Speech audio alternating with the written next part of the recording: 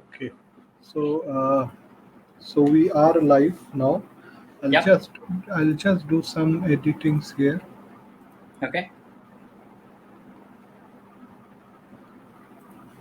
Okay, Guru. Thank you, Guru. We have Gururaj KV with us today, and thank you, Guru, for sparing the time to talk to us. It is really we are really, it's like a wonderful journey. It will be because Western Ghat is one of the places that is most of us from Northeast India would really like to know about the place, and we always keep on comparing Western Ghat and Northeast India. Correct. So, on that context, we know a bit about Northeast India, but for most of us or many of us, Western Ghat is very different than what we most of us hear. Yeah. So, we'll go into the insight. Obviously, that is the main aim of the program of today. That you will be giving us the details.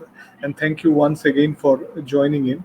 But on the before we start off the show, as always, we'll say that because as you see the theme of the show is Hard Talk, Stay Home, Save Correct. Lives. So Yeah. if really in the whole pandemic series, if any time you need to stay home, this is the time, because the Correct. things are getting out of, because I was going through most of the newses and all, and many of those systems are now started to collapse. Correct. A medical system started to collapse. So anytime if you realize that you need to stay back home or be less, commotive at one point of time, it is the time, and you It can is that. contribute to the society. So welcome, Guru, and we You. have Guru Raja with us, and to those who have just joining. So we'll be discussing about frogs of Western Ghat and how frogs and Western Ghat are interrelated. So without any further ado, Guru, just before we start off, I just wanted to know that every time we have discussion with someone, I wanted to know, because how did you go? Many people wanted to go to Tiger, and that is very charismatic. I can understand. People can work with beautiful birds, but Correct. how come you have started doing with something which is not as charismatic for the rest of the world? So, and how, Absolutely. if you can just give us the insight to that. Oh, sure. That would have been like most opted beginning for my talk also.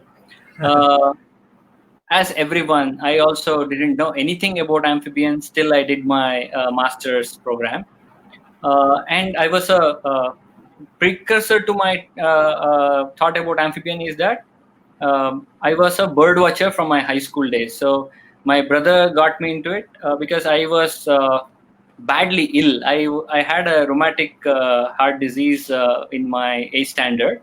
So I was bedridden for 3 months. Almost everybody has lost hope about me. So my brother introduced me to do bird watching. So it happened to be on Saturdays and Sundays, and especially I never missed a Sunday to go out on a bicycle of my dad, and my brother used to pedal me to the nearby water body, and we used to spend something like 3 hours on a Sunday morning between 7 to 10 or 7 to 11 kind of thing.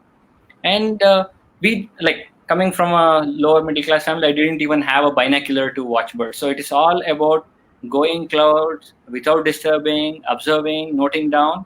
And even to identify a bird, I didn't have a pictorial guide. So I had to go back to we had a small zoo in Shumoga, and I used to refer those books to identify the bird, and that's a joy I used to get. So this went on even in during my master's program. And as usual in master's programs, you get a break for your dissertation, like a small project you had to do. So my supervisor asked me, can you do the listing of bird species in the university campus, which is a straightforward, easy, shortcut, and you can just give some list of species. Nobody is going to check. And that's how it was. Unfortunately, being a bird watcher, anywhere you go, you write down small notebook, some place, some number of species that you see. So I told my supervisor, already I have like list of 40 odd species, and I am not interested in listing species kind of thing. I want to do something more inquisitive or something not related with the bird at all, something else. So then he looked at me, are you serious? I said, yes, I'm really serious. So he took me to his home. He took a white enamel tray and kept some night frogs in those things. He had collections, so he kept night frogs. And this is Nyctibatrix blah blah. This is Nyctibatrix blah blah. This is Nyctibatrix blah blah. I'm like, what I will be doing. But I said, oh, that's a good thing in a way, because I am moving out from regular routine of listing the birds to something else. And my inquisitiveness is always like that. So I said, okay, I'm going to work on this. He said, let's go to the field. So then I went to the field. The first moment he gave a frog in my hand, it slipped through my hand because it is slimy. I never handled a frog. It just slipped. And supervisor stared at me like, you almost killed somebody, kind of. But I didn't chase him. I just kept my eyes down and started searching for more frogs. It took almost a month or so to really get a hang of how to handle a frog. It is very delicate.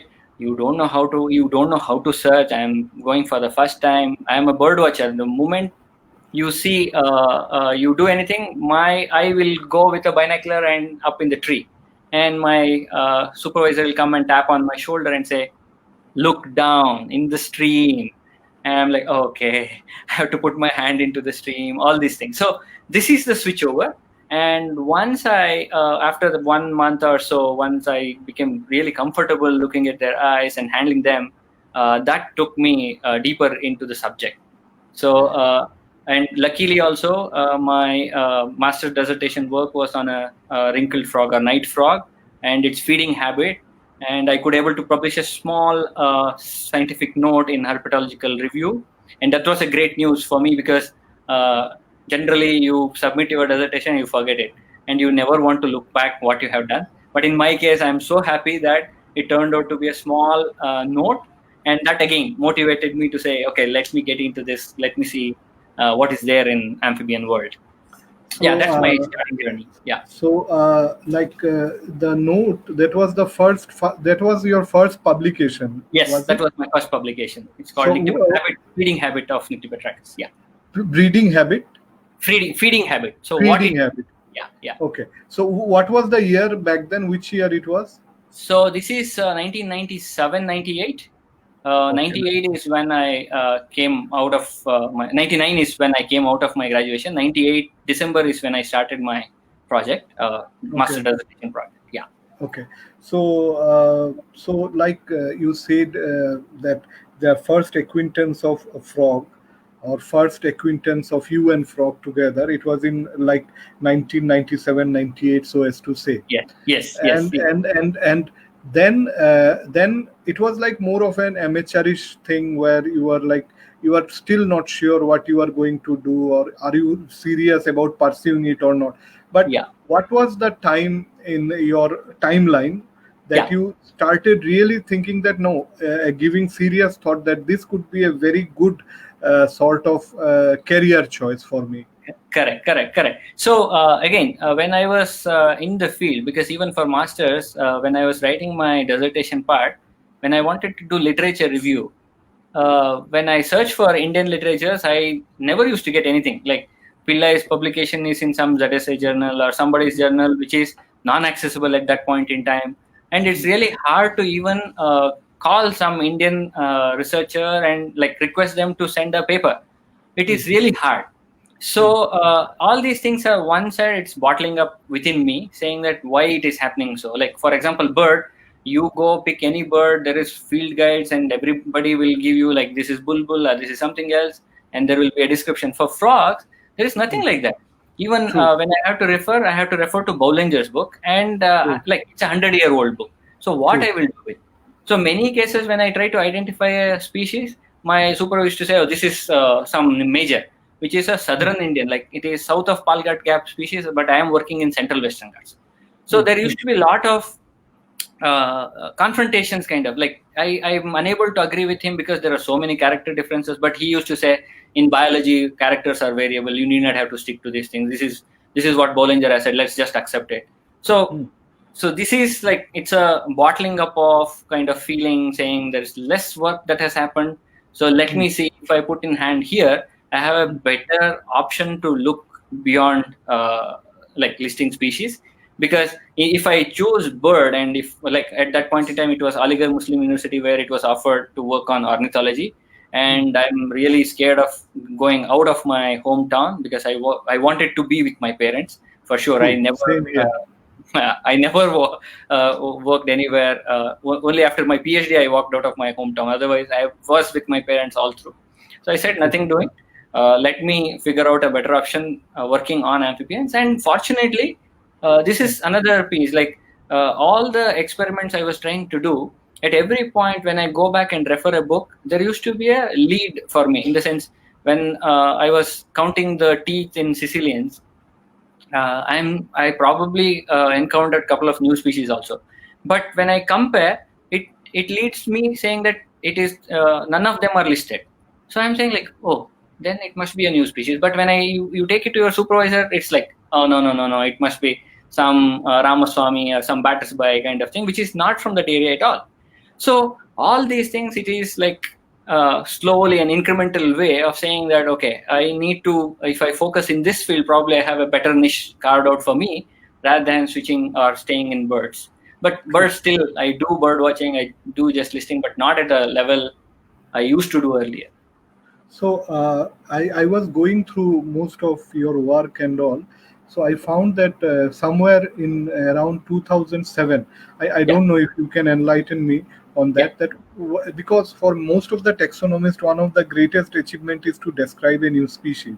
correct, So correct, that is a something like a Nobel Prize at that point of correct, time. correct, correct, correct. So can you just take us back to a point when you still remember? Because I saw something like in 2007, Huh, there was a species which is Rochester nowadays, correct, correct. Aucklandray. Aucklandray. Oakland, Am I? yes, yes, yes, Yeah. yes, So yes. was that your first species that you described? No, my first species was Nyctibatrachus. Okay. Just a minute, I'm trying to open my slides so Okay. that you will be able to see. Let me see. Not the behavioral ecology thing. Anyway, just a So, minute. uh, Huh. I will come back to that. okay, no problem. So we can Huh. come back to the second half of the discussion. No, So, I will take it. I will take it right now. Just a minute. Just a second. okay, I, okay. I just wanted to share the slide. Ah, So what is happening? there is a share option. Correct. Uh, I clicked on that, and I, so you go to if you click share option, you will see there are three options. Your okay, entire screen application window. So you will okay. click on application window Yes. I did that now. and So click on the slide. Okay, it's there. Yeah. yeah. So Ah, so 6 years previous to 2007 is my first description of species, and again that was in the first year of my research, and It was the like first species. 2001. Yeah, 2001. You can see here it's called 10th April 2001.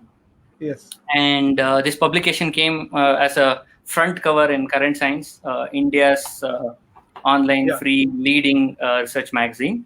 Yes. And I described with my supervisor and my associate at that point in time, and we called it as Nyctibatrachus husseini. That was Okay. my first discovery of the species. Uh, and also, again, there is a whole lot of stuff just talking about this particular species itself, because at that point in time I was novel, like I was a novice, or I'm a newcomer into this field of herpetology or batrachology, to be very precise. Hmm. So we were doing a field work in 2000, and I chanced upon a species which is inside the water, and it's a large size species. It was actually covering my palm, and I caught it and I showed it to my supervisor. It's like, oh, this is a night frog. It looks like Nyctibatrachus major. Hmm. I said, but Nyctibatrachus major doesn't have these kind of features. And when I seriously told him about the webbing and the kind of color patterns and all, then we said, okay, let us go and study the species. So when we came back into the lab and we looked at Bollinger's description, it is not matching with major at all. Hmm. So that is when I first started describing a species. Hmm. This is to tell about my discovery pattern, but it Hmm. also ended up, and we described the species as Nyctibatrachus husseini. But you Hmm. can see that later on it became Nyctibatrachus karnatakaensis. And So why is that? Yeah, Jayaditya, yeah. If you give me time, I will be able to speak about this, but it is a challenging task for any newcomer in amphibian taxonomy because there are a lot of issues that goes in when something like this happens. Okay, the story is that when I described Hussaini, it is named after a researcher from Karnataka region called Professor Hussain, S.A. Hussain. Okay. And for his contribution in the field of ornithology and conservation, we named the species. So naming a species after person, still ethically on my side, I am still against it. I would always support naming a species on characters or a Character. place rather than on a person, because we should not insult a species on giving a human name. But that is my personal opinion. Let us leave Okay. it aside. So what happened here was I didn't even know about ICZN norms. ICZN stands for International Code for Zoological Nomenclature. So what we did was we took a couple of pictures of this frog and submitted to Natural History Museum, London, thinking Okay. that becomes a voucher specimen. And Okay. second thing is that since we didn't have collection permit from a national park, we Okay. deposited the individual that we collected with a forest officer. Okay. So now the कहानी में twist आ गया. So then कहानी में twist कहाँ आता है? In 2005, when Das and Indranil Das and Kunte describes a species called Nyctibatrachus petraeus or castle rock wrinkle frog. In that, so what they do is they describe a species, and at the end in the discussion they say that we have referred to a species called Nyctibatrachus husseini, but this Hussaini name is invalid because of ICZN norm so and so, which categorically asks for a physical specimen to be deposited. Right. So now when we deposited a specimen with forest official, he must have kept somewhere, he must have forgotten, he must have been transferred somewhere. So he doesn't have it now. Right. So what finally Das and Kunte wrote in that 2005 paper is that this Hussaini name is an invalid name. So even though description is proper, but since there is no physical specimen and ICZN norm categorically says any species described after 2001 has to have a physical specimen, my species or our species of Hussaini didn't have a physical specimen. So our species name has become invalid. So I lost a species in that sense. There's no Nyctibatrachus hussaini anymore. But luckily, I had Dr. Dinesh, who is right now with Zoological Survey of India. So he came up, and since it is Zoological Survey of India, they have like blanket permission to go any national park, and they have also collected specimens from Kudremukh National Park. And he asked me, since he was following me from my master's program, he said, "Guru, will you be interested in renaming the species because it's an invalid name? I have collections from that same area. Can you check and can you be co-author?" So again, I spoke with my supervisor, but supervisor was adamant in saying that he doesn't want to change the name and all. But I am always up for rectifying errors in science. I am not a guy who will carry my ego. Correct. Even though I might have certain things, I try to say let go. Let us talk about science. And in science, you need not have to bring your personal account here. So I said, let us rectify it. So I joined hands with Dinesh, and we redid the whole analysis, and we called it as Nyctibatrachus karnatakensis, and we accepted that the Hussaini was a invalid name because we didn't submit a specimen. Now, when we submitted Karnatakensis, we had specimen, we had voucher specimen, everything got accepted, and we published in the same journal again in 2007. 2007, which happened to be 2005. Where it came on again on a front cover, and we called it as Nyctibatrachus karnatakensis. So this is the journey of Hussaini to Karnatakensis being my first discovery. The story, Jayaditya, story doesn't stop here. Okay. For newcomers, you also keep in mind. Now, what I have done is I roughed my feather with many of my seniors.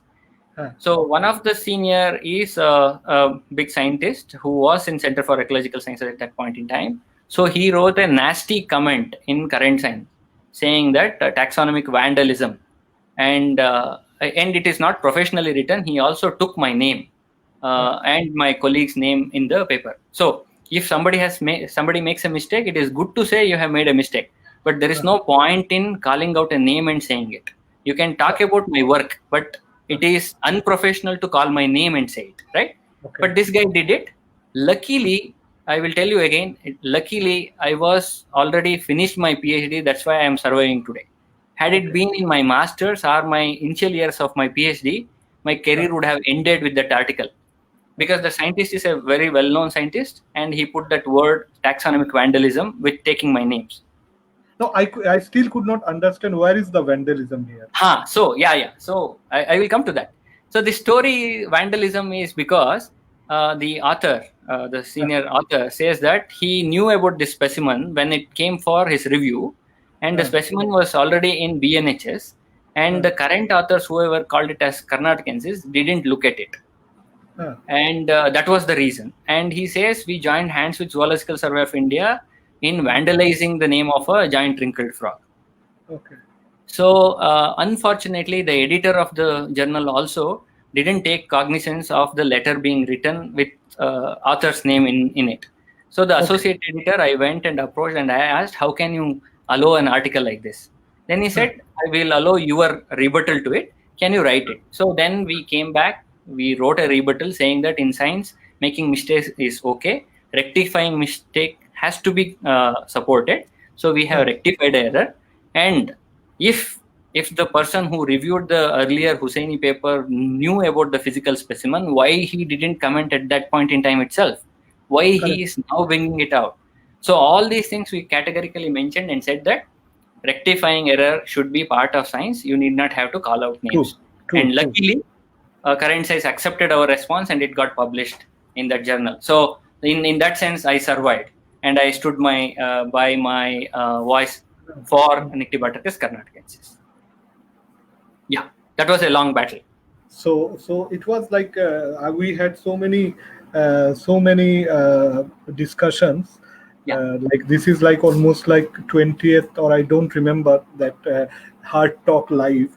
But it's this story, this type of story is really, this is the story we need to know rather than all the goody correct, stories. correct, correct, correct, correct. Definitely, because definitely. because people then have a wrong assumption on regarding the field.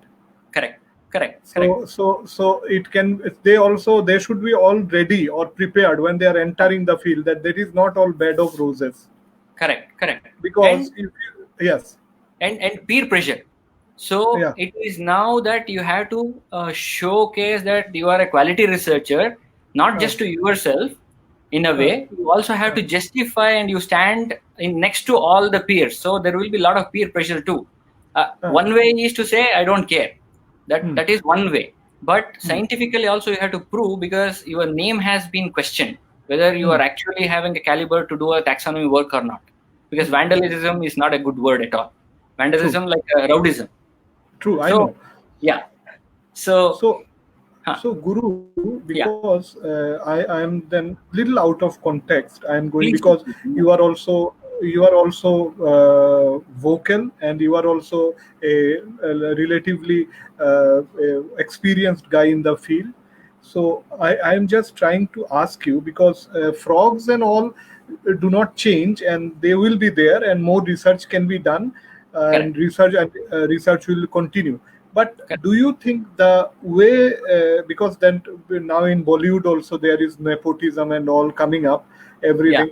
So in that context, I'm trying to see that many a time the good research do not get as much importance as it should, because the co-authors are not with big names, Correct. and sometimes some stupid research with big names can get priority. So Correct. Correct. do you think in this field there is that lobby structure that work in certain not only in herpetology but as zoology as large?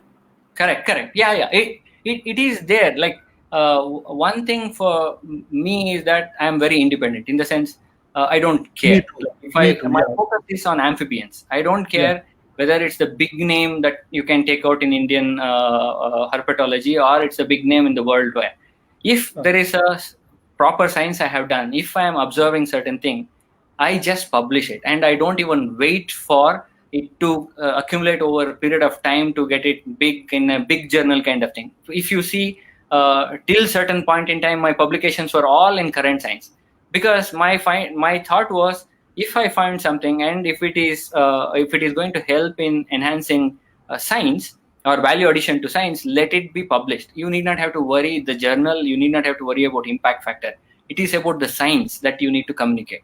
So that is the only criteria in which I publish my things. I also don't think about who is my co-authors, and I sort it in the initial stages itself, saying that see, if you have contributed in any amount, you are part of my research paper.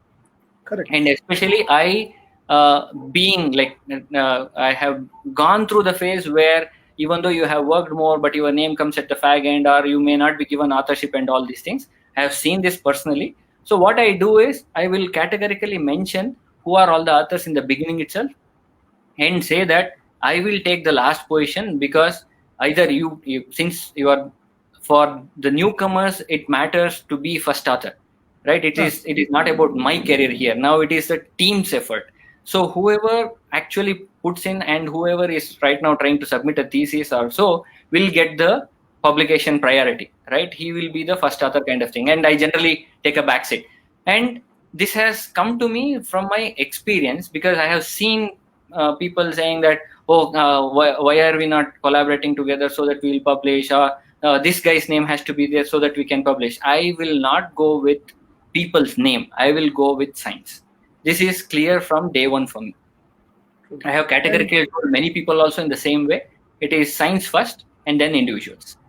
So that made me like, and if you see my publication rate also in the last so many years, at least last 3 years, I have not published anything. Like last was in 2020, I think Madhushri published a paper. I was just co-author in that paper. But otherwise, my research has also taken a bit of backseat, but I am okay with it. I am not pushing myself saying that I need to publish 2 papers a month, or I need to publish 10 papers in a year. No. So if I have done science and it is going to take certain time, let it take, we will publish in the way. So just to publish, I don't want to put author's name and say, I need to publish. No. That's a categorical no from my side. And ensure that anybody who is getting into research, please have a straight talk. Don't try to say, so he has helped me a lot in the field. For that, at least like giving a ghost authorship and all. Please try to avoid these things. We are talking about science, and when we want to nurture quality science in future, we have to be firm enough to take a stand saying whether I want to be author or not first. And if you are an author, you should know your contribution. And if you are asking for other author also, you should know your contribution. If you have not done, please back out. There is no point in saying, oh, I have just shown him the path, that's why they should have given me authorship. All these things, these are all nonsense for me. Yeah. So I see lots of honorary authorship nowadays, and even so they are even after the paper is published, the person is clueless regarding what the species was. Correct. So that doesn't make a sense. After you publish, somebody asks you, "Acha, you were the author, and tell me something about." Then you are still thinking it's a frog or a snake or a bird. So that makes it true. That happens. So it is better. Let us be like in the initial stages itself. Let us be honest and let us clarify what our stance is. And no, please. And also, for support of the young kids, I will tell. It's a call that the seniors should take and gracefully say, "You should not put my name." Correct. Absolutely. I support it. Because juniors are always very scared, and they don't want to tread into feet of someone and be in bad books. So it will be always graceful that if the seniors say that I don't see any contribution of mine in this, so you go ahead, maybe you can keep me in acknowledgement. Correct. Yeah, absolutely. And also whether it is senior or not, because I am categorically telling you guys, science doesn't see your years of research into the field. True. Science sees what you are presenting in that particular paper.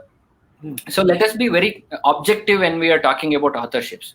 So don't worry, even if you have burnt, like if you are roughing your feathers or burnt bridges, it's okay. But you have made a point here that you are not going to budge for something which is lower than your standards. So set your standard high, tell upfront. Don't just say, if I publish a couple of papers, so getting a job will be easier. All these things are not for science. So if you are not loving science, don't do. For the heck of writing papers, don't write papers, please. So I would definitely say so. Even but if you have even found it a small point in an behavioral observation, you think that is adding value to science, please publish it. Don't allow it to accumulate for over 10, 20 years and then say, oh, I should have published in 2010 itself. Now see, somebody else is publishing. So when you True. have certain things, you have done enough research, just publish it. Don't worry where you are going to publish. Publish in a good peer-reviewed journal, not in a True. paid journal kind of thing or predatory True. journal kind of stuff. True. Yes. We discussed a lot about the ethics and publication norms and lot. I think because we did not discuss in any these things in any of our talks, so it would be very much good and really good for most of the listeners, the way you should do the research the way ahead. So now we'll go back to Guru, like the Western Ghat, Yeah. and we'll go to the beautiful place and want to know why Western Ghat is producing so many amphibians over the at least past 5 to 10 years. Correct. Correct. So I will once again share the screen. Okay. Okay. So I will go to applications, share, and Done. yeah. Yes. So as you all know, Western Ghats is this particular western coast mountain region, which is not a continuous terrain. There are natural breaks. One of the largest break is here in Palghat, which is about 32 kilometers, and there is another break called Senkota Gap. They also say there is a break here called Goa break. So these are all natural breaks along a mountain chain. This is about 1,600 kilometer long. Say if it is starting at here at around 8 degree north, it goes up to 21 degree here on the west coast of India. So the larger picture is here. And if you see the yellow line over here, this is done by A3. This is what we call as Western Ghats, and the color, which is light pinkish kind of, I am color blind, I believe, or grayish kind of thing. These are all the protected areas in the Western Ghats. Now, what is unique about Western Ghats is that the mountains in the southern regions are higher and taller.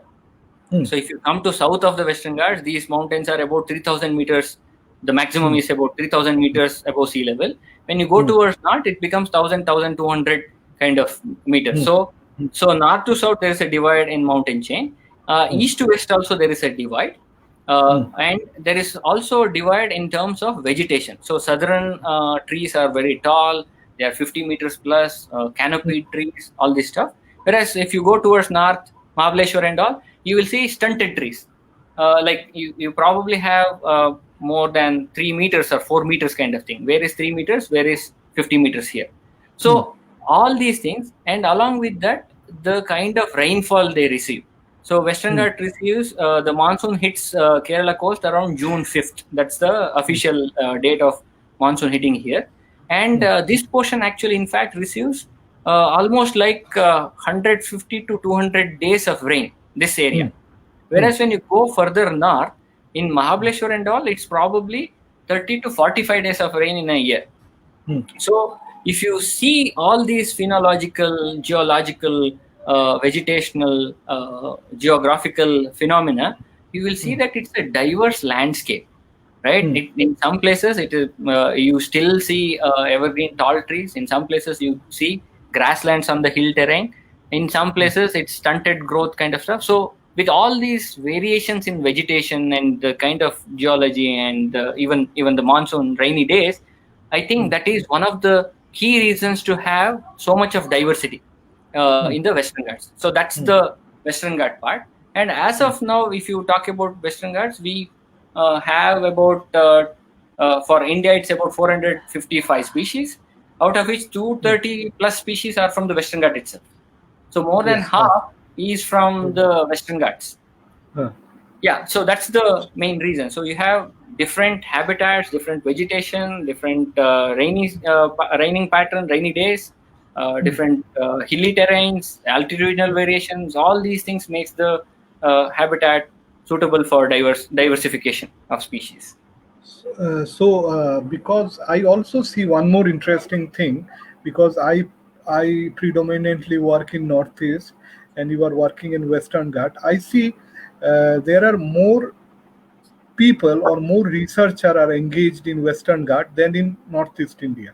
So Correct. that may be one reason that Northeast India is still behind Western Ghat, is not because of richness of biodiversity, but maybe the lack of research.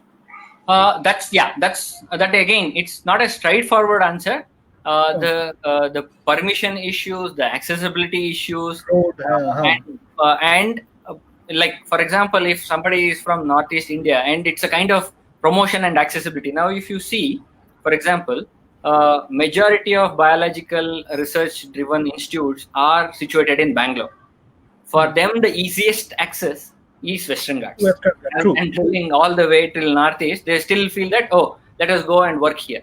And true, that again is a challenge for upcoming researchers, is that guys, don't just focus on Western Ghats or Northeast. Even in the area where you are situated, let us say it's whether it's Guwahati or Dispur or any village or any city that you take, we don't know many of the species from these locality itself. How many of you know what is the number of species in Bangalore? What are the amphibians in Bangalore? So, for a research question, you need not have to actually go to a forest. Your question can start where you are sitting. true. Based on your question, you select your locality where you want to do a research. But what happens in majority of our career, how we were framed is, if you want to do research, go to Western Ghats. And that's why we ended up in Western Ghats. Otherwise, True. if I had a good interaction with researchers and I had a good question to work on, I would have not mind working in Bangalore itself. Because there are a lot True. of questions now it is coming to me, which can be done in a city rather than going into a forest and like put your hand there and you are going to get a new species. So it becomes easier kind of stuff rather than a good question to work on. So True. think about this. It's not about how we got diversity only in Western Ghats. At the point, Jayaditya also made this a valuable point over there because of the focus. Many people, easy access, all research institute closer to Western Ghats, you do more research in Western Ghats. But what happens in Northeast? So what are the kinds of institution we have? So we need to push and start doing in your area. So that will slowly build. So over a True. period of time, I don't see in fact I don't see difference in diversity from Northeast to Western Ghats because they are both from the similar kind of vegetational patterns. True. So now, Guru, I'll come to one of the very invaluable thing that you have been doing, and it's not no harm to say that you are one of the pioneer to start off that. I'll tell that application-based, like mobile application-based citizen science. Yeah, So yeah, these, because I see nowadays when I first saw your app on yeah, Frogs of Western Ghat, yeah. so that time apps were very new thing. Correct, Not correct, that correct, now everybody has some sort of app, and that point correct. of time, it Yeah, was not that plentiful. Apps were not correct, that correct, plentiful. So correct, you gauged the future. The future correct, lies in what to say is mobile or correct, social correct. network. So if you can I already have uploaded the slide, so you have shown the slide, so you can just give us an idea. Sure, sure, sure. So again, the actual story behind this is the involvement of networking with people. Okay, it's Okay. not just one man's job here. And I Okay. seriously have to say that it is Harish Shantikumar, Ashwin, and Vinay Verma who came Uh, and did the app for me. So hmm. the point here is that in 2010, I got a grant from Ashoka Trust, the Uh, IATRI, uh, to develop a small pictorial guide. And again, uh, why I did pictorial guide is my personal experience because we didn't have any field book at that point in time apart from J.C. Daniel's Amphibian and Reptiles, and then other one is Amphibians of Peninsular India by Ranjit Daniels. And correct. both these two books are also kind of outdated because of the taxonomic issues or to referring to a species, characters, and all. And that's why I pitched in for this book, and we got it published through Gubi Labs, and it is called Pictorial Guide to Frogs and Toads. And it came into stores in 2012, and within 1 or 2 years, all the copies we had about 1,000 copies. It got all sold, and 1/3 of it was given as gratis copies. That's one part Okay. of the story. So in Okay. the third month of this book itself, two people, Harish Shantikumar and Ashwin Murugesh, came to Hmm. my lab in IAC, and they said, "Sir, are you interested in developing an app?" Hmm. Now I am at the crossroad here because I have just launched my book, and thinking about its profit or what is going to happen, I was thinking whether I should say yes or no to it. I bought time for 2 days, and then I sat and then I figured out, okay, how many people are able to access book, and how many people take the book into the field and refer. And I True. myself tell people not to refer book in the field, because your first thing is to observe, right? So with this thought, I then called up Harish and said, guys, go ahead and do the app. But again, my thought of business came into my brain. I don't know how it came into my mind. I said, we will do it for a price, something like $100 for an app. Huh. Huh. So that is how we started. We said Frog Find One, and this app identifies about 35, like you can identify 35 species in it, and this app is charged for $100 kind of. And again, within 2 days, I changed my mind. I said, when our intention is to make make people aware about amphibians, why are we pricing it? True. So that's when we suddenly said, nothing doing. We are keeping this Frog Find free. We improvised certain features. We added certain features. Thanks to Harish, Ashwin, and Vinay, they were the ones who did all the back-end work. I only supported them with the amphibian photographs and the other technical details that is relevant for the work. So that is how it started. Now again, when I published it, I think in a couple of days, I also received a critical comment about my app saying that looking at Indian diversity of amphibians with just 35 species, what is that you are going to achieve with this? This is nothing. I said, it is fine. Nothing is fine. Like, there is someone who has put in effort to say there are at least 35 species how to identify. But even if you don't do it, so who is going to do it? So there has to be a beginning. I am not saying this is the best app that you will be finding, but what I am saying is how you will engage with people in bringing these kind of ideas, so that in a long run it can be enhanced, it can be changed, it can be modified, it can be added upon. Or there may be a new app which will say, I have 300 species in it. Fine, perfect. But somebody has to start an idea. Somebody has to work an idea. That is what is important for me. And that's what we did it. So now if you see, it has call features and all. So this is how we slowly developed. I still have more cribbing about why we have not included more species, why we are not able to upload it, why we are unable to do a artificial intelligence based recognition for amphibians. All these things are in mind, but at some point in time, you need to just distance yourself, because you will be drawn into so many directions that your main focus gets diluted. So my intention earlier was to make sure people get interested in this, and then they will take it forward. I think I achieved in that because there are at least 5,000 plus downloads of this app has happened already. And we are also moving forward. We brought Fog Bot now. This is a chat bot kind of stuff. So in the Facebook chat bot, if you click on this frog find, you will start chatting about a frog. But again, some part of my ethical question also comes here in between, saying that I myself say people to distance from Facebook or some of these things, but at the same time, I'm asking them to hook on to Facebook. So how ethical it is. So that's why I just stopped there. I have not taken it further.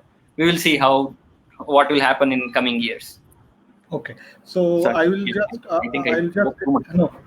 So I'll just take the opportunity to ask all of you, those who have joined us. So if you have any question, we'll be taking at the last 5 minutes of the program. So if you have any question, just put the question in one comment, not multiple comment. It becomes hard that way to go through all the comments. So just brief one comment, your question, and I'll take the question and try to get answer from Guru. So anyway, Guru, we were talking about this app, and now I want to talk about the impact of citizen science in conservation or monitoring of lesser known animals. I'm not taking the name frog intentionally, but I am taking the name of lesser known animals, because the bigger animals already have a infrastructure in place for monitoring and conservation. But all those lesser known snake, frog, lizard, butterflies, etc., those which do not fall in that category, they because they do not have additional fund or something to work with. So common citizen really helps a lot by absolutely, clicking a photograph, sending you a photograph and saying how to ID it, or and correct, sometimes you get very novel data that you did absolutely, not absolutely, realize that this bird or this frog should have been in this place or this correct, time of year. So correct, can correct. you just give us some details about the impact of citizen science? Sure, sure, sure. So, my school of thought in citizen science is that citizens are not just data gatherers. So, I Hmm. am very clear about that Hmm. because many of the citizen science program thinks that scientists are here and citizens are here. Hmm. So, there is Hmm. a level difference they want to create with scientists and citizens. For Hmm. me, Hmm. citizens are almost there, Hmm. even though they may not have the experience of a scientist, but they are Hmm. doing a sort of service or help for Hmm. us to appreciate what is happening in the field. So Hmm. no, you can't simply, just because he doesn't have a qualification or an experience like that, you can't simply call him as a data gatherer or a citizen, right? Hmm. He also has equally responsible way of collecting data, how we collect and share it. Hmm. So that Hmm. is the level I give for citizen science initiatives. So if you look at the kind of citizen science initiatives I have done, one of that is right now called Malabar Mapping Malabar Tree Toad, which we now have a funding from the Habitat Trust grant. So the idea here is that this particular species was known only in like 1875. It was first described, and later on in 1980s until 2004, it was only four records. Then I thought, why this has happened? Is it because scientists were not able to go, or is it that it just skipped? Now, how do you involve people? So if you say, oh guys, go and collect data, naturally as a human tendency, why should I collect data for you? Hmm. Hmm. What is the reason? So is there Hmm. any motivation for me to do? Yes, there is a motivation, because if you love frog and if you really want to conserve, this is an endangered species, this is an endemic species, and your contribution helps. At the same time, whether you are going to involve them in the larger picture over here, is it Hmm. that you just allow them to collect data and then say goodbye, I am going to publish a paper, or you Hmm. are making sure that whoever has contributed is your a part of your network. So I Correct. am ensuring in my citizen science is that it is not my project, it is all of us project. Even Hmm. though I push people to, I tag them in Facebook, I ask them to report. But my idea is, at the end of the day, we have built a network of people where many people know each other, which may not have happened otherwise.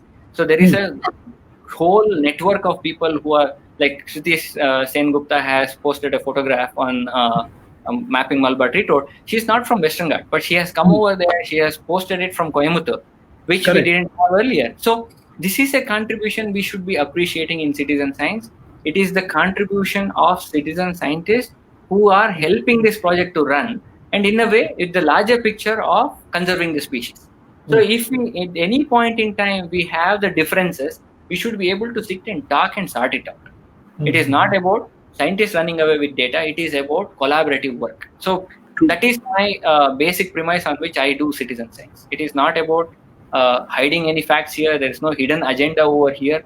It is also not about you versus me kind of thing. It is all of us who are contributing. So So that is the premise on which I do citizen science. Yeah. So, out of this citizen science, can you just, for people to understand the impact, can you Huh. just point out some of the big achievement of Yeah. the project dealing with, like you told, already told the Malabar frog. Yeah. Yeah. So, Yeah. Yeah. if can, is there anything very interesting that came out of Absolutely. citizen? Correct. So this particular work, we are likely to revise the status of the species itself, because tree toad is an endangered species based on IUCN criteria B1 A3, I think. If you just look at it, it shows in that manner. Why it has happened? It is because only four localities till 2004 it was known from. Now, if when the people have now populated, now total contribution is 129 from people. Hmm. So Hmm. citizens have contributed these data points. Among 129, let us even say 25% is overlapping data. That is fine, perfectly fine. We need not have to worry. But you have 80 to 90 unique data points across Western Ghat that itself, if you map it and do a distribution modeling, you can ensure that the species is no longer an endangered species. Hmm. So in conservation, delisting of species is also equally important. So guys, don't ever think that making an endangered or critically endangered is what we should be looking at. Delisting a species from endangered to say its least concern is also equally important. True. So in my mapping Malabar tree toad, that's what is really happening. Hmm. So when all these data, sorry,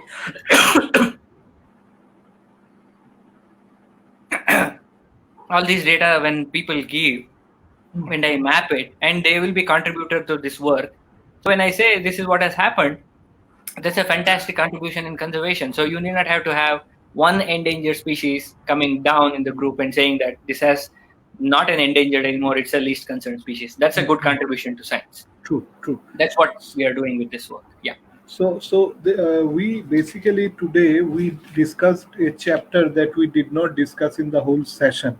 So Yeah. every bit, actually, basically we discussed three things, three big issues: apps, citizen science, and the way research should be done. So Yeah. these 3 points were not touched earlier, and I'm really, like, I think I am enlightened, and I think so do the listeners should be. So as we asked, now we are having some questions for Sure, sure. you. Let's see how many we can take. Yeah. So, like, this is not question. Venom Bhuya says, "Hello, Guru sir." So for all the hellos, we are hello. We are doing this hello Hello, back to hello. you. So Debian has asked a question. Yeah. okay. So Yeah. here we have this question from Debayan Gayan.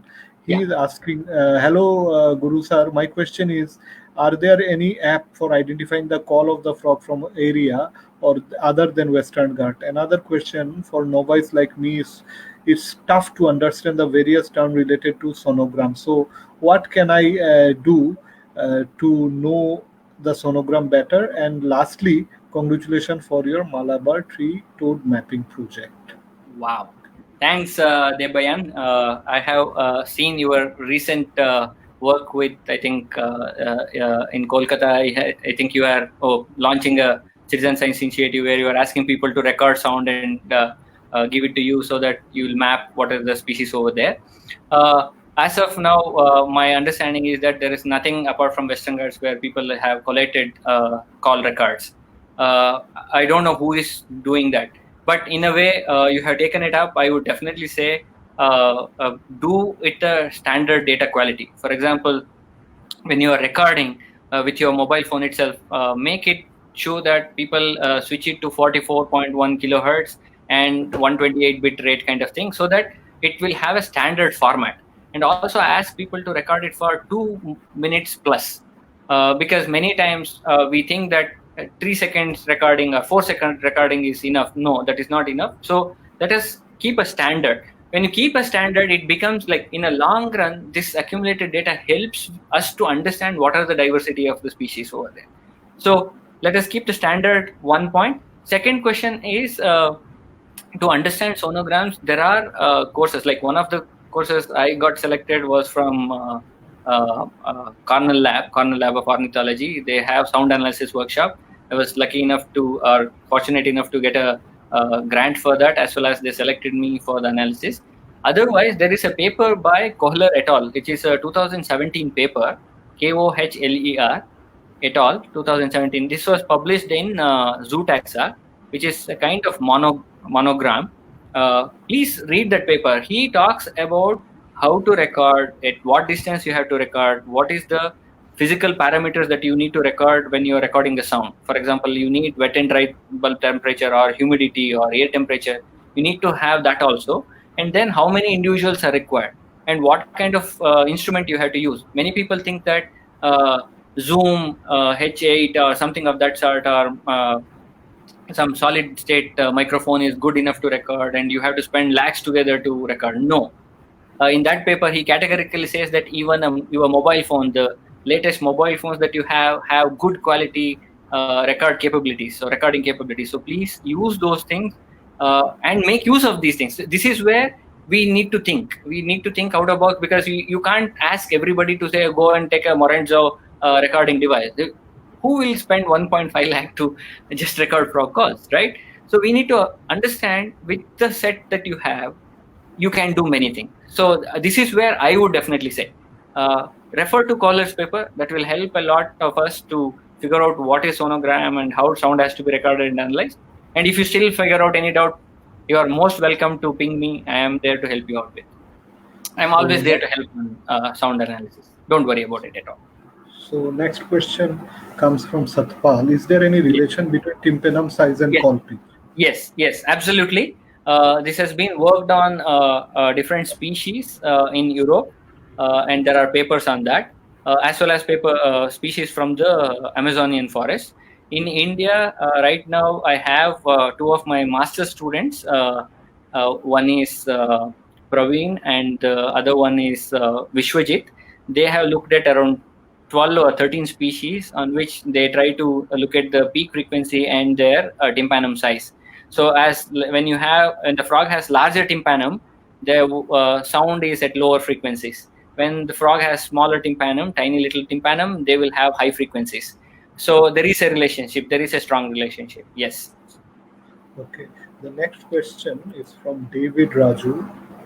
Xilas Minervaria and Essica veteras are still in a mess. How do Oh, we tell you what are the Western Ghats gone to extinction due to global warming and other factors?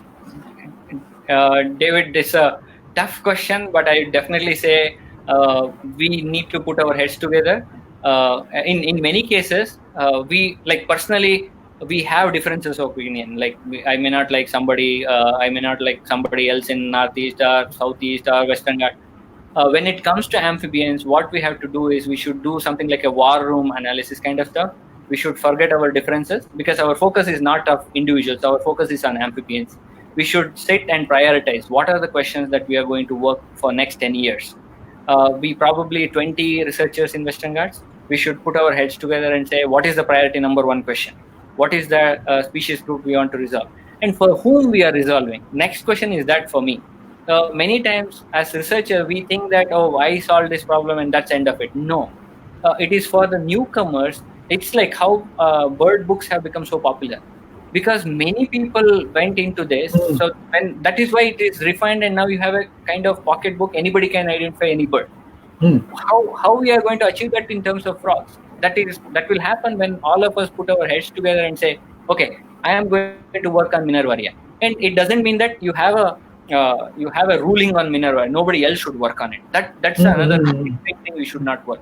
You should Hmm. say, I will collaborate with people. I am working in this. Anybody else who wants to join or who has independent ideas, please let us work together so that we'll start Minervaria. This is the future I am looking at. So anybody who wants to take up any of these families, please start working, ask good questions, go ahead, collaborate. And also, future is not in working in isolation. You can't simply sit in the four walls of your lab and say, I work on microcells. No, that is not going to help. You have to collaborate with people who are residing, talk to them, ensure you give equal authorship in the papers that you produce. Go ahead, everybody is willing to help. Second question is, what are the Western Ghats frogs prone to extinction due to warming and other factors? That again is still a hypothetical thing as of now. But the Shola grassland species, like what we have, one of the species from Kudremukh, Rochester indigo, because you will see only at a certain elevational band they are occurring. So if the temperature variation happens, they can't go further up in the elevation because there's no hill at all, or they can't come back because the temperature has already gone.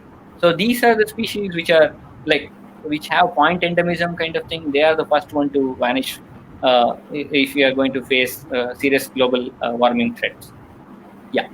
Sir, So the why next, there are many behavior studies on amphibians? Oh, it's a question of perseverance and doggedness, Praveen, because behavior is not one-time study. You need to question yourself because many times when you observe a behavior, we fell in love with that behavior and we think that that's the end of the behavior and we want to publish. But in order to come to a concrete conclusion that this particular behavior has happened, you need to at least have 8 or 9 observations independently and not to just fall in love with the behavior. You can fall in love, but to publish it, you need a standard procedure to observe focal species observation and all. Then only you can be able to publish. So that is time consuming. Whereas when you go to a forest and list the species, that is easier to do. So many people are interested in doing that rather than looking at these behavior because it requires dedicated time and spending time in night and observing for multiple seasons. So that will take 3 to 4 years on one species to observe its behavior. So nobody has that kind of time. I think like in this fast paced life, everybody wants to have a, like, I have discovered a species that gives me a paper, I will be promoted as a professor. That is what they are looking at, rather than natural history focused and slow and describing entire aspect of the behavior. Very less people are working on that, just because it's time consuming. So we'll take this last question. Yeah, Though I think this is interesting. That's why, because it's a second question from the biome. But yeah, yeah. still, I would consider this because I think it's interesting. Just another curiosity. We know toads have parotid gland for defense. So Correct, my correct, correct, question: correct. why are the defense mechanism in case of Malabar toad? And I guess they don't have the parotid. So that's a They, question. yeah, wonderful question, Devayan. They do have parotid glands. They are smaller in size. If you look at female, they still have a small blotched gland kind of stuff. But again, I may be wrong here because we have not checked the parotid glands as such. In fact, my wife Preeti is working on defense mechanism in parotid glands of common toads, and they are figuring out what is happening with the poison that comes out of the parotid glands kind of stuff. But given an opportunity, again, the question here is that if you want to work on Malabar tree toad, you need permissions, and these permissions have to come because you are going to take the parotid gland from an individual. So that's actually a serious issue of killing an individual, right? So, and it's an endangered species. There are a lot of issues that is happening, and that is why we are unable to get the required permits as and when we want. And probably if somebody is able to get that permission and work on it, and it will be a fabulous question to work on. Absolutely. And as you know, these toads are the ones which have come from Eurasian plate and occupied in the Western Ghats and evolved. uh, so in biogeographic theory, we have three theories. One is into India, out of India, and the biotic ferry model, like the pig-nosed frog. Uh, the Malabar tree toad is one which has come from the Eurasian plate and occupied and evolved here, and it's the basal lineage for all the toad species in the Western Ghats. So it will be a great question to look at this particular toad and figure out what is happening with it. Fabulous question. Yep. Yeah. So, with all this great question and a great session, we have exhausted the time, Yeah. and Okay. we are really. I don't know about others. I think they will agree to me. We really had a great session, because apart Western Ghat, which was far away from me, at least in research perspective, Yeah. I learned a lot about it. And also citizen science and the way citizen science is changing the dimension of research, how we look into things. Correct. Correct. So once again, Guru, I thank you so much for your time, and Thank you. thank you so much. And maybe at another point of time, we'll again have such discussion Definitely. with you. So I am trying to keep it open for years and years to come, so as to Definitely. make an archive of all of the herpetologists, so that after 100 year people can look and see who is Guru Raj. So Correct. thank Correct. That's the future. yeah. We will become part of the network Yes, if sure. we go. Even after our death. Yeah. Yes. So, thank you so much, Guru, and thank you all of you for listening to this Yeah. program. Nowadays, it's easy to talk, but very hard to get listeners. And Correct. I'm lucky. I am lucky that I'm getting few listeners nowadays. So, thank you all of you. Thanks Yeah. again. Thanks, Guru. Yeah. Have a nice day, and stay well and stay safe. That's the message. Yeah. Thanks, Jayaditya. Thanks for a wonderful team also. Thank you very much, guys. Thanks for Thank, listening in. Thank you. thank Bye. you. Bye, Good bye, night. bye. Good Good night. night.